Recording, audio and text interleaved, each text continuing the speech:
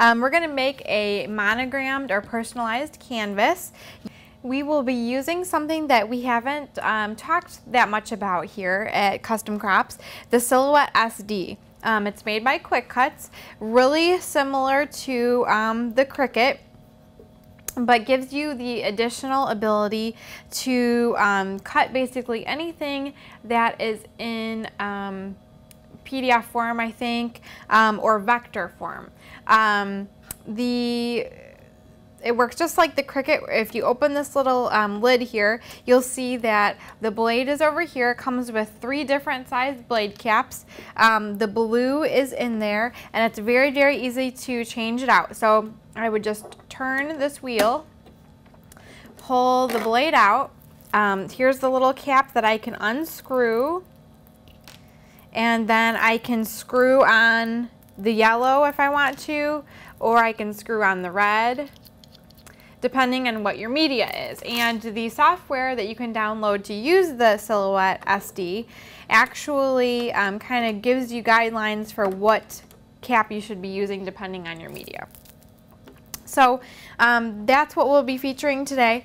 The other great thing about this is that you're not only limited to your cartridge library. You can do basically any font that you have on your computer, and when you bring the software up, you can see when I demonstrate it today, I have the ability to use any of the fonts that are in my font library or my computer. So really, really cool. Another thing that we kind of discovered while doing this project is that you can use your Cricut mat. Now, what comes with the Silhouette SD is this tiny little mat that's 8 inches wide or 9 inches wide by 11. It's basically the size of a sheet of paper. And if you want to cut media that is longer than that, you can use your Cricut mat. The only thing is that you have to trim it down 1 inch so that it's 11 inches wide only. And then it'll fit right into the Silhouette SD. And we'll also be using our ProvoCraft, our Cricut stencil material in order to create stencils for our canvas. So let's move over to the computer and do a little tutorial on how exactly you use the Silhouette SD. So this is the software that's downloadable for the Silhouette SD, and I have already created the document that I'm going to be cutting. But let's go through exactly how this document was created. If I go up to File over here in my left-hand corner and select New, by different user sizes, the width actually can be only as wide as 8.5. So I specified 8.5 by 24 inches for this user size. You can also specify, if you're working with a certain canvas size and you want to only cut what is on your canvas.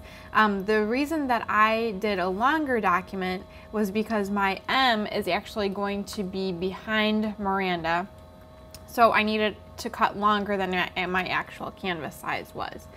So that's how you create a new document or a new user size. So you can see I've got Miranda all laid out here, and I'm going to be creating this for our friend Miranda, who is on the design team here at Custom Crops. So I was able to use any font that was in my font library. So let's just create a new document. Okay. And if I want to add text, you go up to the left-hand corner here where it says text and click on the text. Then you can come down here and you can specify any font that you have on your computer. Now, the only thing that I will warn you of is that if you get a font that is really grungy, like it's very popular right now, it's difficult to cut out, just because there are so many little little pieces that it cuts, and it's really hard. Like if I were to do this Everyday Ghost font and say I type Miranda, and you can also specify size down here. Say I wanted to do 144 points. you might be able to see, depending on how big it is, how it would be difficult to cut this. So if I click and place it, see how that, I mean, it's going to cut all these little odds and ends here and all this kind of this speckledy effect, and it's just very difficult. So keep that in mind when you're selecting your text. Now when you place something on the page, if you want to change that, you can just right click and go down to text settings, and then you can change the font if you want to. There we go, now we select it. Text settings, and if I wanted to change it, then it will change my font. Now that font would be a great font to cut because it's very standard, but it's still cute and something that maybe you won't find on your other Cricut cartridges. So that's the advantage of using this program. And then you can also rotate the name, and so it'll cut at an angle if you want. And this is helpful if you're placing multiple objects on a page. Obviously you could tilt the letters yourself if you were just cutting one name. But let's go back to the original document that I created. Now the other thing that you want to do if you're cutting something like vinyl, or if you're cutting just regular actually cardstock, is that this does not give you the option to multi-cut. However, if you do something like